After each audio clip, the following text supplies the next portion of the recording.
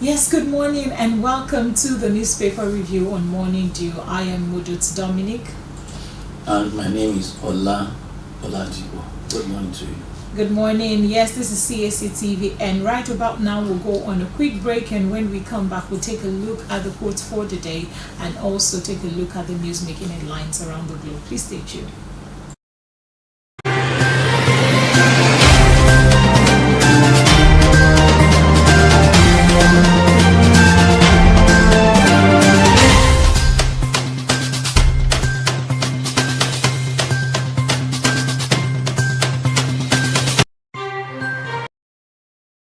All right, welcome back. So quickly we'll take a look at the quote for the day, and this is taken from the book of Psalm 33 verse 22, and it says, "Let your unfailing love surround us, Lord, for our hope is in you alone." I'll take that again. Let your unfailing love surround us, for our hope only is in you. What this implies is that the Lord surrounds us with his unfailing hope. And then if our love and our trust is in him, he would always come through for us and show us his unfailing love, only if your hope is in him. So this morning I urge you to cast your cares and your fears and your burdens onto the Lord and trust in him. Let your hope be in the Lord, because his unfailing love will always come through for you, because our God is love. Okay, so that's the quote for today. So let's quickly dive right into the newspaper review, and we'll be starting with the Punch newspaper. And the first story that we have says, Reps probe 447 billion COVID-19 spending, summoned 83 in MDAs. The House of Representatives has summoned 83 ministries, departments and agencies of the federal government as it begins an investigation into the alleged mismanagement of over 447.6 billion naira COVID-19 intervention from 2020 to 2022. Checks by the Punch in the budget of the MDAs showed that at least 22 of them got not less than 447.6 billion naira as COVID-19 funds in 2020 alone. This also implies that the COVID-19 intervention fund from 2020 to 2022 was way higher than the 447.6 billion naira received, by less than half the numbers of the MDAs invited by the House of Representatives from the probe slated to begin from November 27, 2023 and end on December 4th. The House invited the Ministries of Agriculture and Food Security, Communications and Digital Economy, Federal Road Maintenance Agency, and scores of other ministries, departments and agencies. The MDAs are to appear before the lawmakers to answer questions on alleged mismanagement of COVID-19 intervention funds distributed among them to fight the global health pandemic. Okay, so that's the first story that we have, and it's really a call for concern when we have when money is being disbursed out for people to manage the health of persons, and then it's being mismanaged, and then it's also not being used for the purpose at which it was disbursed for. It really calls for a lot of concern, and I'm happy that this is coming up, because we still have a lot to deal with, and mismanagement of fund is not part of the deal at all. Engineer Ola, what's your view? Well, normally in Nigeria, this is the news we always listen to, that Reps is probing 447 billion naira COVID-19 spend. It's not a new thing. We will not see the results. I can assure you that, except maybe God will intervene and then you'll be able to see the results, and they'll be able to bring all the culprits into a book. Because lots of proofs has happened in this country and there's no result at all. This is one of them. We are just praying that the House of Reps, because many Nigerians believe that they are looking for a way to get their own share out of the money. That's why they have initiated the probe. And at the end of the day, we will not tell any story. Nobody will be a death weight, nobody will be taken to court, and nobody will face any punishment. It's not the first time of hearing this kind of story. So we are just praying to God that maybe at this particular one, there will be result, and people that are guilty will be convicted. Let us hope so. I don't have much to say on that. All right, let's hope that this would really, or they would really appear before the lawmakers and give proper details and accountability to whatever it is, because accountability is a major key, and with something we talk about here every now and then. When people are not accountable for what they do, there is always room for mismanagement. Okay, going forward, we'll have to take a look at the second story that we have from The Punch, and this says BRT users lament shortage of buses. And also this calls for a long queue as well. Some users of the bus rapid transit have lamented the shortage of buses and the long queues they experience daily, while pleading with the government to provide more buses. Some commuters who spoke with the Punch Metro on Monday claimed that the majority of Lagos State commuters use the bus rapid transit as a result of the increase in the cost of transportation in the state. They also claim that the cost of BRT transit was lower than those of the commercial buses, noting that the lengthy queues appeared never ending because of the strong demand. Okay, so we'll also see that the Punch also reported that the LAMATA, which is the LAMATA, in a statement announced that Governor Babajide Sanwo-Olu has directed the implementation of 25% discount beginning on Tuesday, November 7th, 2023.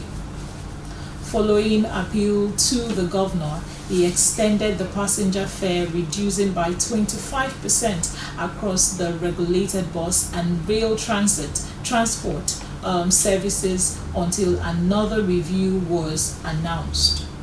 Okay, so this is actually not news. It's something we see every day, and this queue really started, increased more when the governor reduced the fare by 25%, and it really went a long way, or is still going a long way, to help a lot of masses, because 25% being off from your transport every day is a lot of work. And now to see that there's always a long queue when you go there, it is not being exaggerating, or not this is not us exaggerating, it is what it is. When you go out there to the BRT lane, you always see a long queue, and this is because there is shortage of buses and they are pleading to the government. And I also think that aside from the fact that there are buses on ground, like we always say, that there is always no supervision to things. There are times that I would go to the BRT stand, the days I just feel like I want to use the public transport, and then you'd see that some of the buses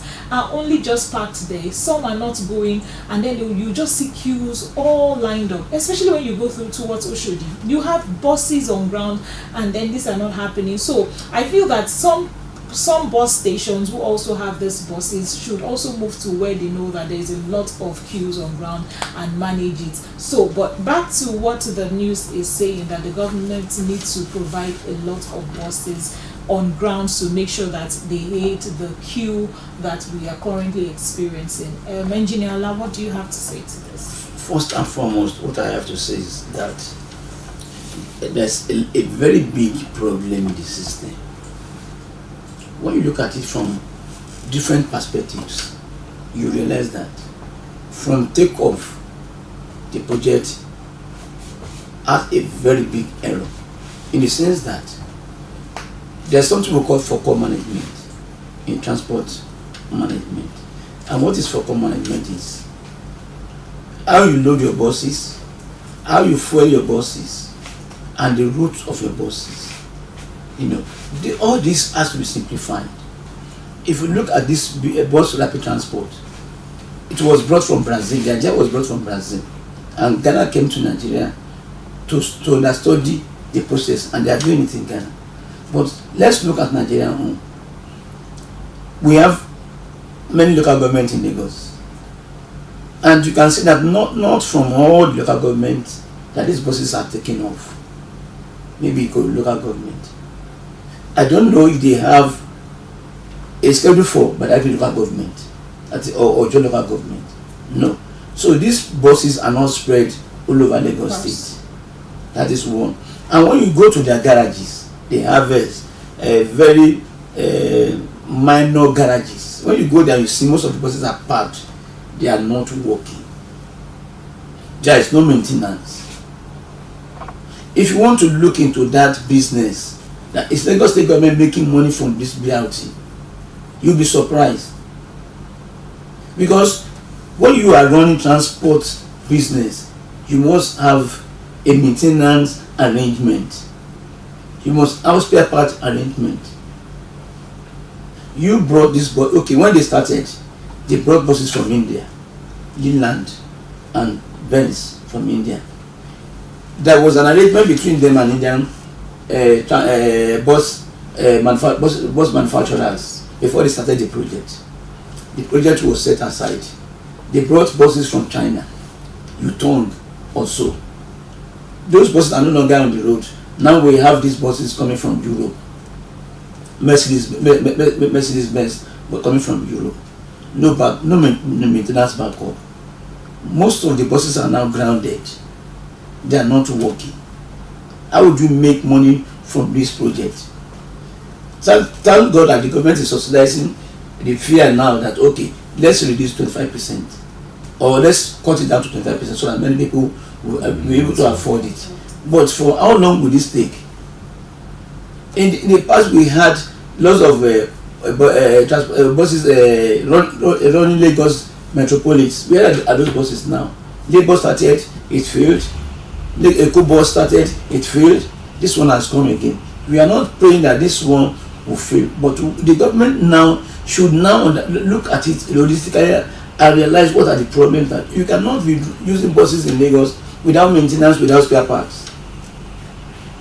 Now, if there's any fault, they will go outside and call roadside mechanic to repair, to maintain the buses for them. There are no training schools for the mechanics, for the panel beaters, for the auto electrician. There are no training schools.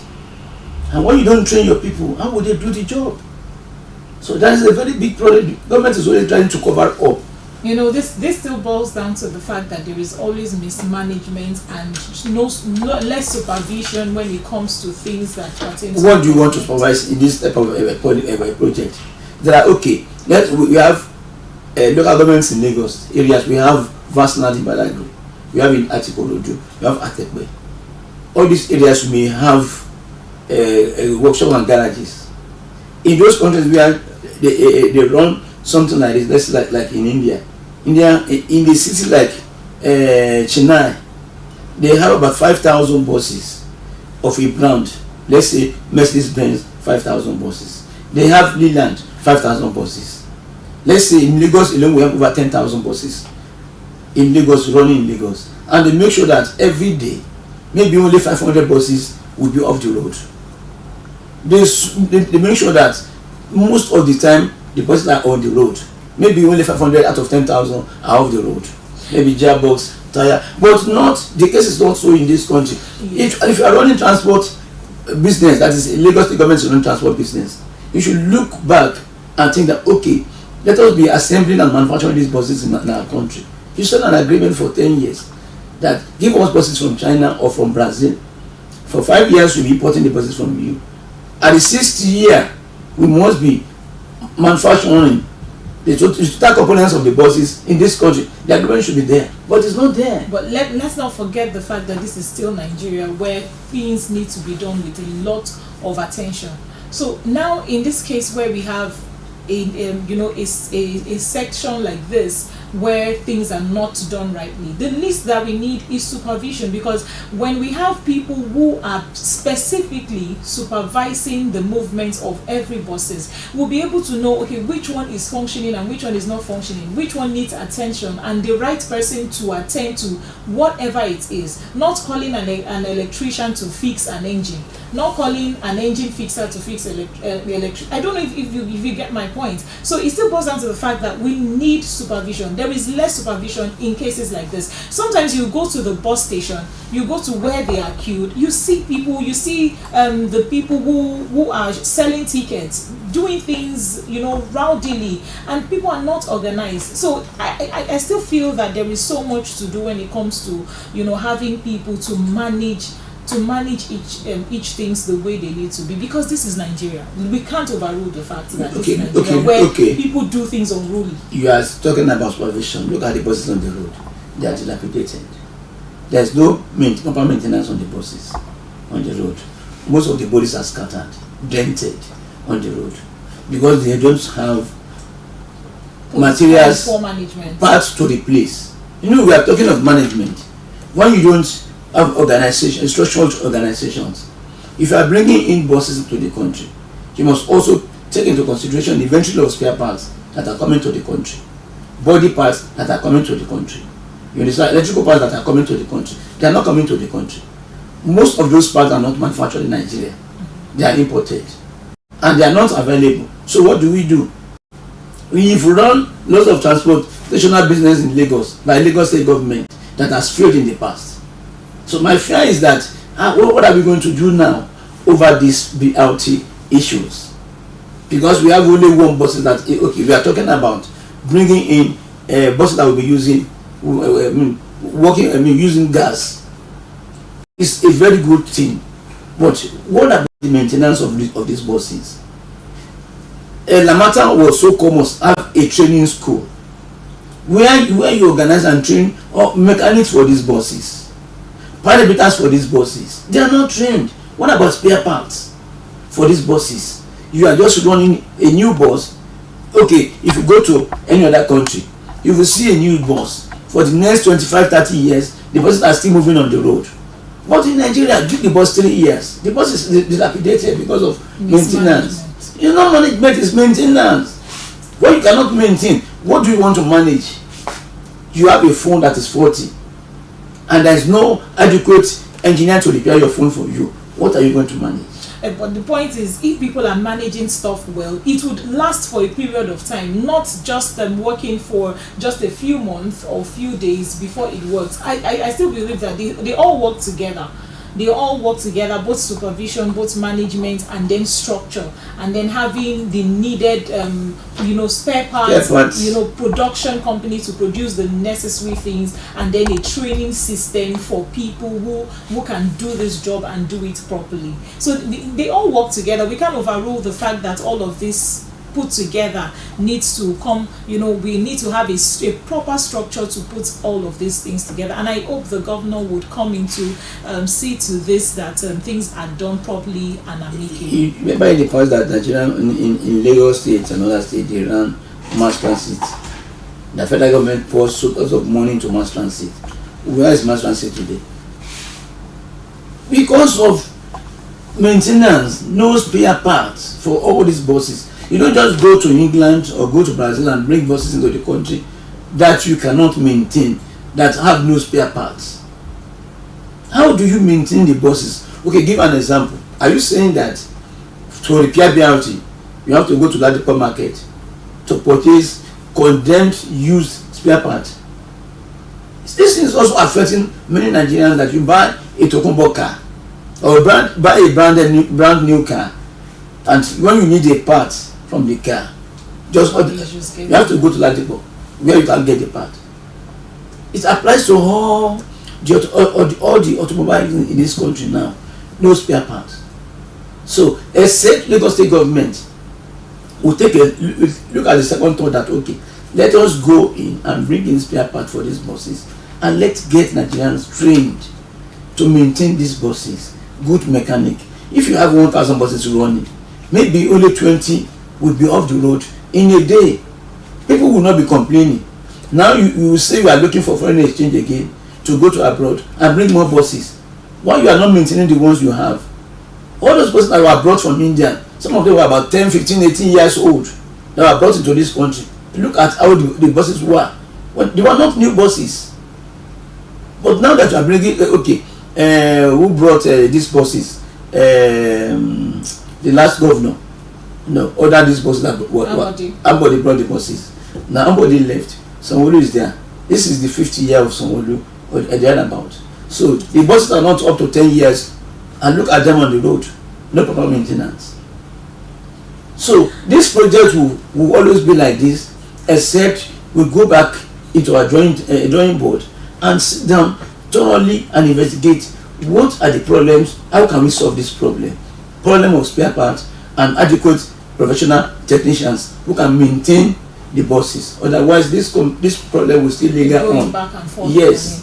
All right, thank you, Engineer Ola, for throwing more insight to that. Okay, so lastly, let's take a look at the last story from the Punch newspaper, and this says presidency fumes, tackles Obasanjo over democracy comment. The presidency on Monday blamed former President Olusegun Obasanjo for the current state of Nigeria's democracy. The special advisor to the president on information and strategy, Bayo Ononuga, who spoke to the Punch, noted that the democracy the country currently practices date back to direct input by Obasanjo when he led the country's first as military head of state from 1976 to 1979 and as civilian president from 1999 to 2007. Obasanjo ought to know that he brought these things into Nigeria. He was the one who made us adopt it in 1979. He must have seen it as expensive and unsuitable when he governed us for 8 years and even wanted an extension for another 4 years. Okay, we'll also see that. So the way he is sounding, it is like the man is getting wiser after leaving office. Ononuga said, reacting to Obasanjo's post-presidential stance. We also have that the presidency's response followed comments made by Obasanjo at the high-level consultation and rethinking Western liberal democracy in Africa held at Green Resort Legacy of Olusegun Obasanjo Presidential Library at Abeokuta.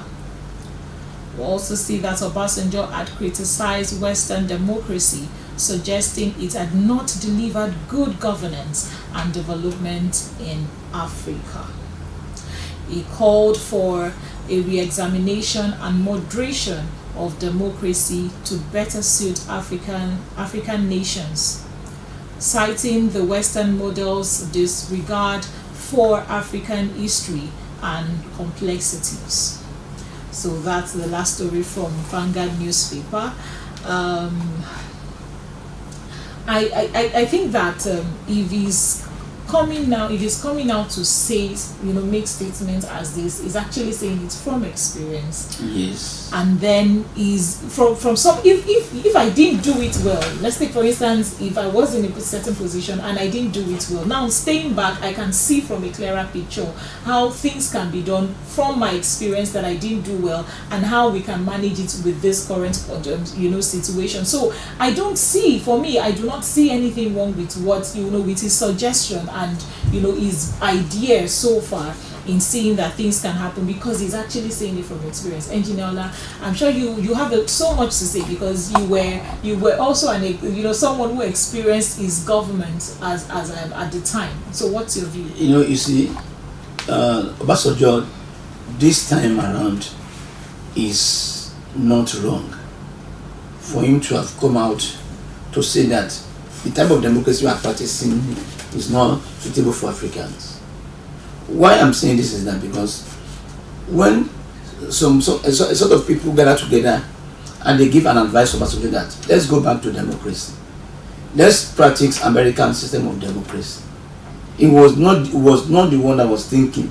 Nigerians were thinking that this should be a better idea for us than the ministerial system of government that were being practiced by the British before the military coup, and then that was abolished in Nigeria. When they gave him this idea, okay, let's test it and see.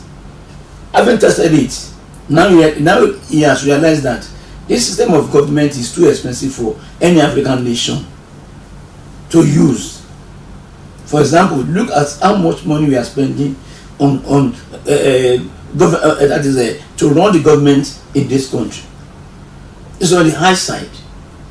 They need good homes, the legislators, the senators, and they need good cars.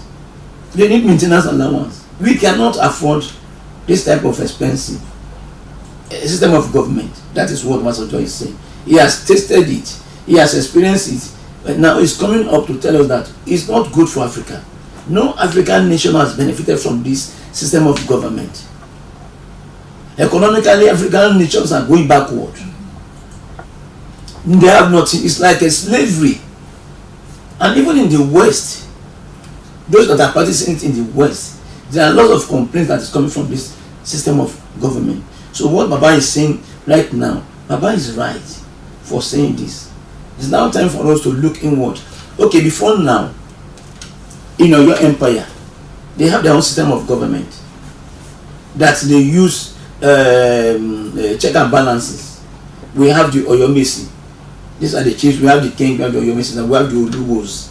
Oluwo is also a member of the Oyomesi.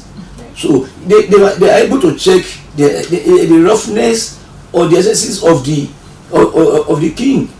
They call him to order when he wants to go astray.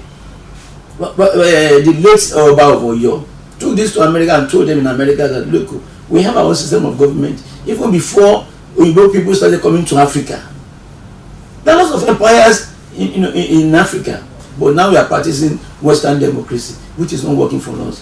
I believe, to me, what he's saying now is right, because as at that time there were lots of committees that suggested we should go into American system of government, and we have been doing it. There's no gain in it. Nigeria is becoming poorer and poorer and poorer every day because we spend so much money, on this type of government. And again, the Ambassador is saying that this government does not represent, according to the definition, what is the democracy? Government of the people, by the people, and for the people. But this system is government of the people, by the few people, for the entire people. So it's not working. Gaddafi said this when he was leading Libya. But look at Libya now. They want to go back to foreign system of government. Look at Libya today. So what Baba is saying to me now, I support what the old man is saying now. Because that this thing is not working for Africans at all. So if you have, but somebody was saying that about when you were there, why didn't you propose to the National Assembly that okay, what do we do? People are sitting down, enjoying money, enjoying wealth. You want to go and tell them abandon the wealth and become poorer. Would they listen to you? So no president can talk to the National Assembly to say we don't want this system of government. Nobody. And referendum is not in our system. There's no way we can do a referendum in this country because it's not in our system of democracy. We just have to accept what they give to us. We cannot do anything. So it's now time for Nigerian elders to sit down now and say, oh, this democracy is not working for us. What would be the alternative? In the Igbo land, they have their system of ruling. They have the Obis. In Yoruba land, they have their own. In the North, they have their own. We can sit down together and then converge and decide, oh, this is the system of government we'll be using now, and it will be a benefit to Nigerian economy.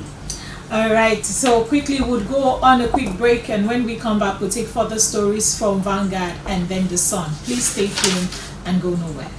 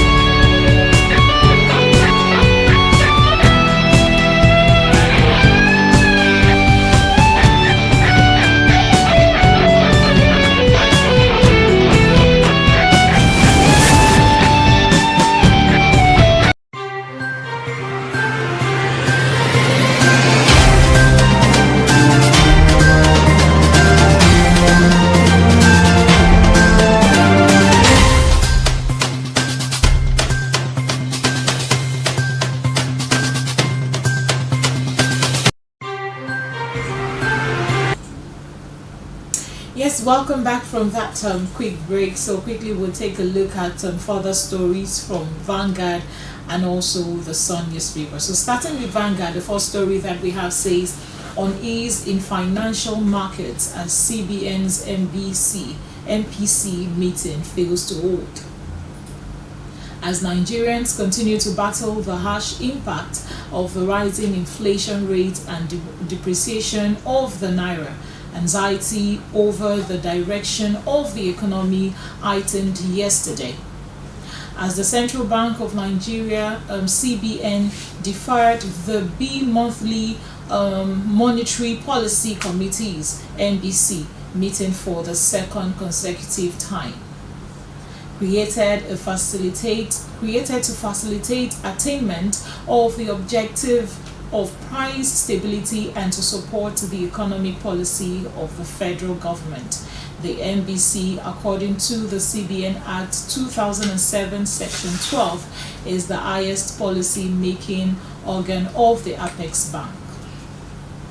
It is mandated to review, in quote, economic and financial conditions of the economy, determine appropriate stance of the policy in the short to medium term, review regularly the CBN monetary policy framework and deport changes when necessary. Communication monetary financial policy decision effectively to the public and ensure the credibility of the model of transmission mechanism and monetary policy. So that's the first story that we have from Vanguard newspaper. So Engineer, so this unease financial markets as CBN is meeting has failed to hold. What is the issue between the extension and the failure to hold the meeting? Now, as you have said about the function of the MPC. Now we have a new governor of Central Bank. Now he would like to sit down and understand all the policies they have put into practice, which one of them is working, which one of them is failing, and then to decide which way to follow and which approach to follow. And also work at its pace. Yes, because now we know Nigeria is in a mess economically. We know that there's inflation in Nigeria today, and we have a new governor of Central Bank. He has to sit down and study everything, not a matter of just holding meeting and talking or deliberating jargons or nonsense. What we have to discuss now has to be to have an impact on Nigerian economy financially. Maybe I'm not thinking for him. Maybe that is why the management of today is showing this committee that no, we don't want to have any meeting until we know where the problem is. Let us understand the problem and let us provide solution to the problem. We cannot just say every day we have a meeting without any result at all. I think perhaps the new governor of Central Bank is trying to review the policies, review what policies they have been using at Central Bank, and then bring about a new policy that will benefit Nigerian economically. Otherwise, there's no reason why they are running away from the meeting. There must be a cogent reason behind that, and I think one of the reasons is that he wants to make sure he understands what is going on, because when you get to a new environment and you don't understand how everything is being done in that environment, you are bringing a policy, it will fail. First, you must understand, get yourself familiar with the environment, know what is wrong and what is good. Okay, this is good, let's continue. This is not working for us, let's discard it before you can say, okay, we are going to hold meeting. I believe Mr. Cardoso is trying to understudy everything that is being done at the Central Bank before you come out with a new policy. That is what I think. Maybe I am right, maybe I am wrong, time will tell. Well, I think I also support what you say, because there is no point holding a meeting when you don't know what the problem is and what to talk about. So there has to be something to discuss. There has to be, a lineup of what to discuss when you get to a meeting. All right, so let's take a look at the second story. This says APC snatch, grab and run agenda inimical to democracy. The presidential candidate of the People's Democratic Party (PDP) in the 2023 elections, Atiku Abubakar, has again raised alarm over attempts by the ruling All Progressive Congress (APC) to derail Nigerians' democracy using subterfuge. He said that the party's snatch, grab and run agenda of opposition parties' mandate is inimical to democracy. Atiku spoke through his media advisor, Mercy Paul Ibe, in a statement in Abuja on Monday. He explained that the ideal notion of democracy does not just reside in a representative government, but is essentially rooted in the plurality of ideas.